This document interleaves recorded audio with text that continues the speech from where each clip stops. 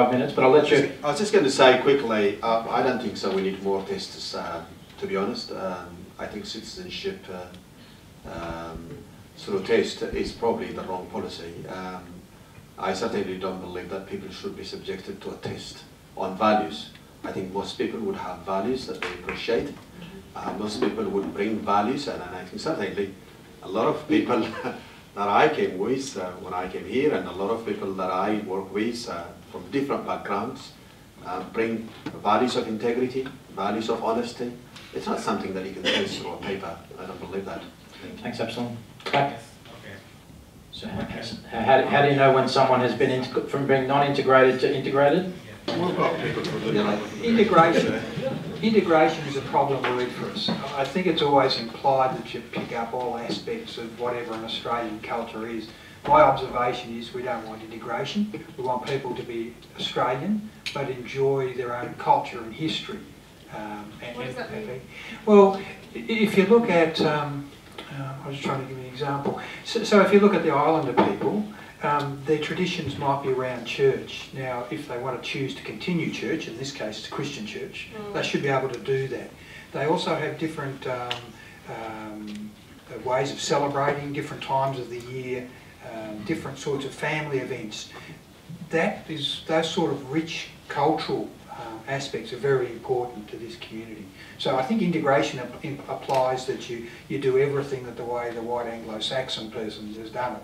And I don't think that's helpful at all. I think the term is assimilation. Oh, okay. Yeah. That was the previous term. Okay, Red. So I didn't know the answer to that one. You should have taken it. Dr. Barnard. In red. Yeah, hi. My name's Kate. I'm a school teacher in the western suburbs. And when I started teaching about 6 years ago, I realised, because I had African students in my classroom for the first time, that my own knowledge was very deficient on African. Being a history and geography teacher, I want to make sure that students learn something about their own backgrounds. And I've begun an investigation. I've been in contact with Beth, haven't I? I really think that students aren't exposed to a very positive or constructive view of Africa at all, and I think that's damaging both for our African students, our African Australian students, and our non-African students, because the depictions of Africa are often Africans as homogenous. Africa is in need of help. Often it's posed as Western help. Even textbooks that are coming out now are using terms like, we need to help them with baby steps, and all these kinds of really anachronistic terms. And I've actually been looking at textbooks. There's been a decline in the way Africa has been represented. There was actually better representations of modernity and diversity in Africa in the 1970s and 80s. And this is a really big problem, I think, and I think a lot of what we've been discussing tonight, we need to be talking about schools as the places where students aren't getting, well, children aren't getting opportunities, and parents need to understand more the school system. The whole justice thing, I think, links to this. And I think teachers are it's a very white profession, and teachers themselves are very ignorant. And I think, we need to start talking about how to make sure teachers understand more about Africa, so they don't just... So, yeah, I'd like to start more dialogue about that. I don't know if people want to respond. If we do a summation, we're coming to the last hours. Mackie? Yeah, I just want to say I would have liked to see somebody from immigration on the panel, because I think the problem starts the minute, immigrants arrive here. There is a transitional process in place for people who come from refugee camps and, from the countryside and stuff, who've never been to a big city like Melbourne City. They just brought here, thrown into, the deep end, and I guess told to find their way. So I think when we came here, it was a little easier because there were people from our background to help us settle, let's say with the South Sudanese people, when they came here, they came in a big group, and there weren't many of them here to support them, adjust. And, the system should have done, I guess, better in preparing, I guess, a system to help them, settle into Australian society, rather than expecting somebody who's lived in a refugee camp for 12 years to come here and, find a job, go to uni, and live the Australian dream or something.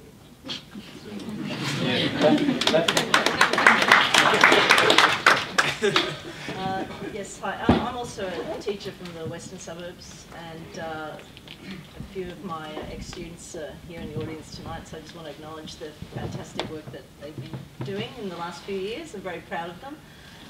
But I'd just like, I guess, 2 points picking up on what Marky said about why isn't there someone from immigration on the panel, but also what my colleague Kate here said about someone from education. I mean, there might be an opportunity to have another panel, if you look at the way forward, to have those voices and have voices of young people on the panel as well. So I think that's a positive way forward and preventative. And there's just one other thing I wanted to just throw out there. We're talking about multiculturalism. I spent some time in Canada recently, and there's a movement there.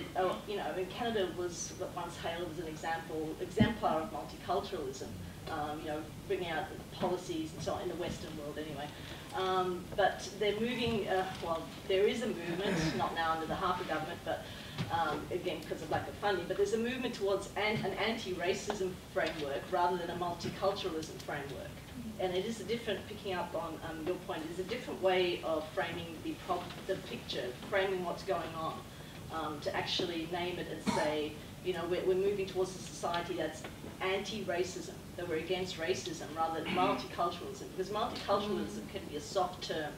It can be about festivals and sporting competitions, and not actually looking at how people are disempowered and marginalised. Yeah. So it's just perhaps a different way of framing it. Okay, excellent point. Front.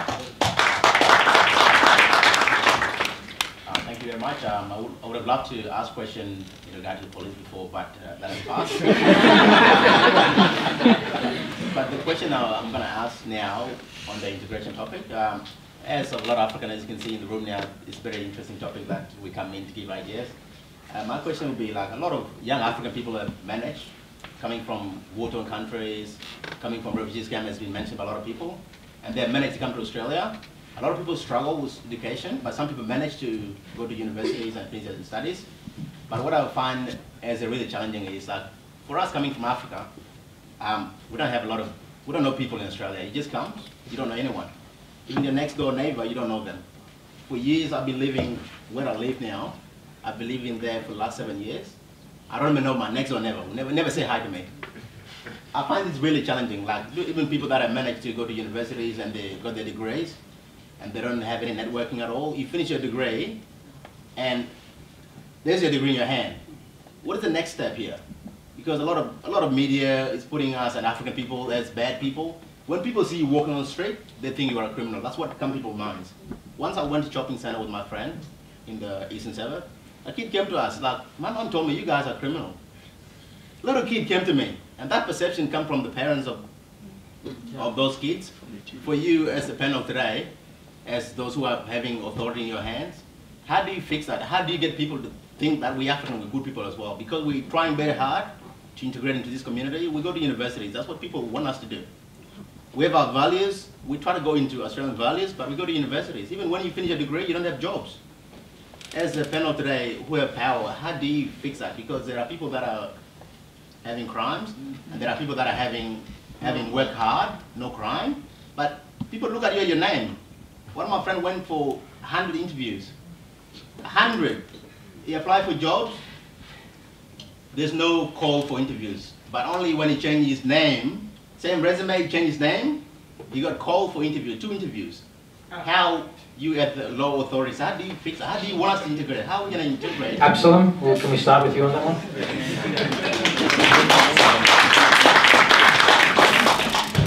I think this is a very good question. I spent probably around 16 years in employment services, and I can understand the feeling of having systemic and structural barriers, as they said. And one of the reasons why this is just my honest assessment, one of the reasons why African names, Muslim names, names that are outside the Anglo-Saxon, I guess, naming, are facing problems is ignorance.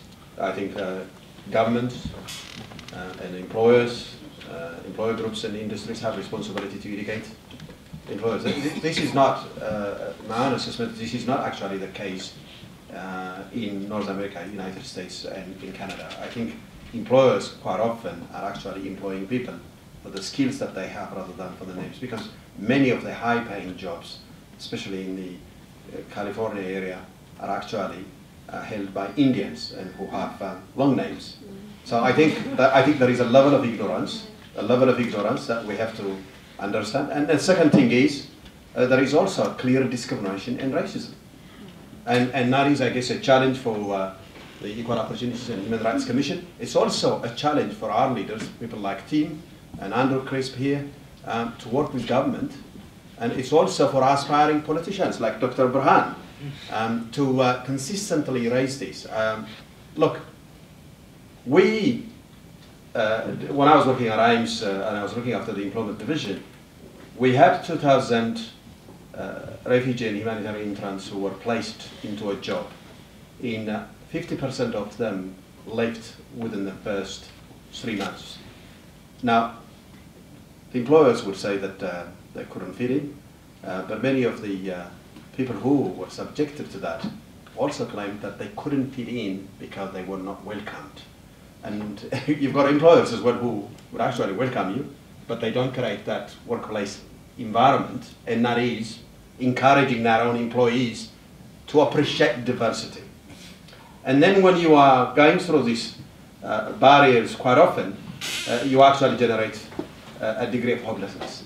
Now, what I'm trying to say to you is this is a very complex area. In terms of what you can do as an individual, the only thing that I can say is you can only try, you can only fight, and that's the only way out. As Gandhi said, be the change you want to see in the world. I think that's all you can do, and just keep setting a great example, and it's good to hear the more good examples are out there. We have the Commissioner in the room, and we're going to move on to equal opportunity. Karen, what's being done to educate employers? What's being done to stop this frustration of young African kids who've got their degrees who don't seem to be getting a fair chance? Not enough. And I don't say that flippantly. There are laws that say it's against the law to discriminate against someone on the grounds of their race and their colour and their ethnicity. Not enough people make use of those laws. Part of my responsibility and the Commission's responsibility is to make sure that people know about what the law is. And I guess, there's a number of ways that we do that. Yes, we do direct education, but we also do a whole range of research looking at things like what interventions work with employers to overcome issues around unconscious bias, and that's probably the current sort of word, around the importance of diversity and inclusion, the reality of the fact that you have a lot of skilled people in Victoria who aren't getting jobs because of their names or because of their colour, and that long term that is going to have a profound impact on the economy. And certainly there are people doing work on that at the moment, but there is a piece of work to be done around the underutilisation of skilled migrants and the migrants generally in Victoria. And certainly, I guess again, we're one piece of the puzzle, but we can't fix it on our own. We see that the laws don't get used enough. We also are part of what's called the National Anti-Racism Strategy, which has been launched about a month ago by the Federal Human Rights Commission. And it sits alongside multiculturalism, and it sits alongside diversity policy, and it sits alongside inclusion policy. But one of the big debates around the anti-racism strategy was, if you name it, does that drive people away? Or if you name it, does it help people identify what the problem is? And I think we, certainly as an agency, have a responsibility to ensure that in all these areas of public life that we're talking about, be it education, be it employment, be it engagement with the police, that there is a clear understanding of the legal obligations that people have, not just because it's a good thing to do or a moral thing to do, but it's actually a legal obligation in this state to not discriminate against people on the grounds of their race or colour. So when I say, again, we're not doing enough, I completely understand that and I take that on. I'm in the fortunate position of just having got Absalom onto the board of the Commission, so we will certainly be using him as a lightning rod for this conversation. But we also need, I guess, to work with all of you in this room and organisations like the think tank and other community organisations and with people like AIMS to understand what are the barriers and how do we address them, but also how do we, I guess, make those issues more public, the good stories and the bad stories. Karen, there's a movement called affirmative action in the States where minorities are guaranteed, and each employer must actually show that they are employing a percentage of the minorities. What do you think about something like that in Australia to actually create opportunities? Don't we already have affirmative action for the Indigenous population? No. No. There's nothing formal where people actually do an audit of your employee database. There's nothing formal around affirmative action for any community. There is, and certainly one of the models, I guess, that we've talked about is a model that the Equal Opportunity for Women in Employment Agency uses, which is a public reporting process profiling the gender breakdown of workplaces, profiling the gender pay gap. And it's one of the things that we have been in conversation, certainly with the Federal Human Rights Commission and a number of other agencies around whether we actually need to regulate in that space. Not around quotas, because I think the resistance around that would possibly be a lot bigger than certainly my organisation could overcome, the reality. But there are other ways that organisations could be required to report that sort of information. There has been a back down, if I can put it that way, around some of the reporting requirements under things like the Multiculturalism Act. And that, I think, is needs to be up for discussion around the benefits of those sorts of processes, whereby not necessarily it's about the public accountability, it's actually about a process by which you make the organisation reflect on those particular criteria and those sorts of indicators. In the public service, for example, there is currently no requirement to report on ethnicity or cultural diversity within workplaces. There used to be. There isn't anymore. So in some ways, I guess there was an assumption that things were working and some of these obligations went away because of resources. So certainly there are a number of strategies like that that we are working on and that are being worked on at a federal level. Can I get that quick? The question was originally to Karen. Yeah. And what was the actual question? The actual question is a lot of people don't win cases even if they complain. Oh, the equal opportunity case. Well, Karen, it's worth an outlining. How is your view on that? Are you getting a lot of complaints? Are people not? Are you hearing evidence that people aren't putting in complaints because they're not getting what they think to be fair outcomes? Look, certainly we don't get a lot of complaints from this community, if I can use that term. Complaints that we get, very few of those matters actually end up in court. Most of the matters are resolved through sort of the complaint process, through a dispute resolution process. We don't get a lot of matters, and that's partly people are afraid, people don't know they can use the process in certain circumstances. The matters that do get to court often do go down, and part of the reason for that often is the matters that are strong settle. So there is a process pre-court where they actually resolve, and so it's often the matters that aren't that strong that end up in court and aren't successful. So there is a big messaging thing for us in that space. But it is also a process whereby, and we do encourage people to use it as a mechanism, not the only one, because it's a way to get attention. It's actually a way to get people like Tim around a table. I'm not referring to a particular matter.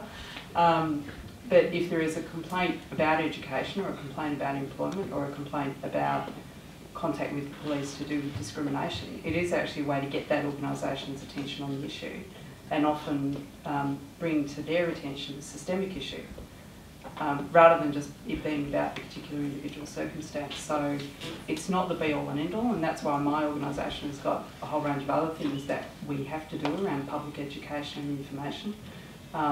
And we also, in some cases, we have the ability to run matters ourselves, and that's always another option. But if we don't hear about it, it's really hard for us to take action on matters. Okay, thank you very much, Front. Yeah, with regards to equal opportunity, I guess there's a lot of emphasis on education, on the law, as an instrument to address issues relating to equal opportunity.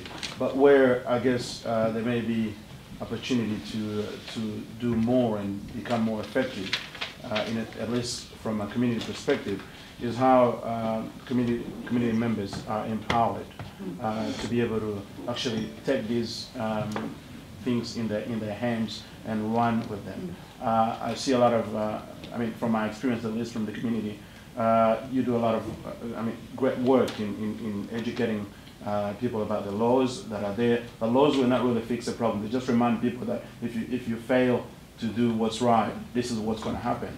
But people need to be educated on the psychology and the attitude and all that sort of thing, both from the mainstream perspective as well as from the community, where I think there should be a lot more work done to empower people, and you can't do that if you don't understand their cultural perspective. Do you think you're doing a good job in as far as the community are concerned for that education and empowerment level? Look,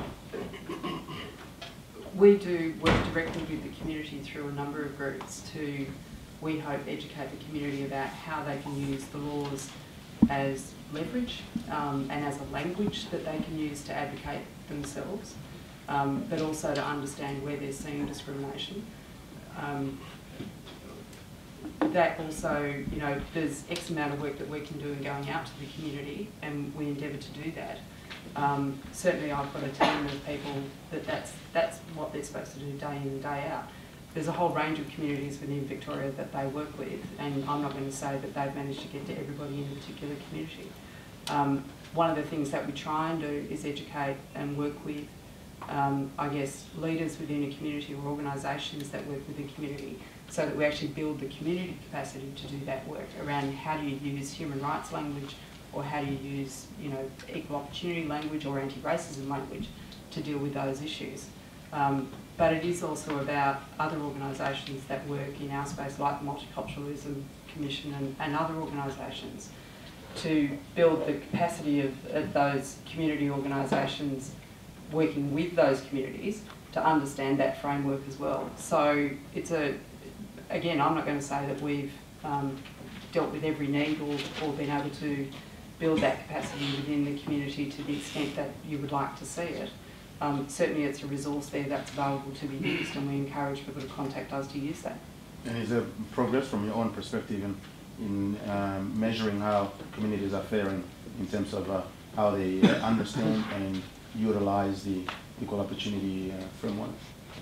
Yeah, look, it's hard for us to measure that, I'll be honest. We did a number of sessions last year in a number of mosques. We were invited into the mosque in a joint sort of exercise with Victorian Legal Aid and the Islamic Council. And that was an example of the community coming to us and saying, we have a need, this is the best way to deal with the community, this is the best way to deliver this information into the community, these are the sorts of things you should be covering. That's kicking off again this year, and that's an ongoing program that we run. So from that perspective, I guess we know that because we've been invited in by particular groups, we also go in with their, they're essentially auspicing our credibility in the community, and that's really important. Certainly there's more work that we can do with the African community. We are doing some work, and we've been approached to do some work around building that capacity around understanding human rights and equal opportunity, but we can always do more.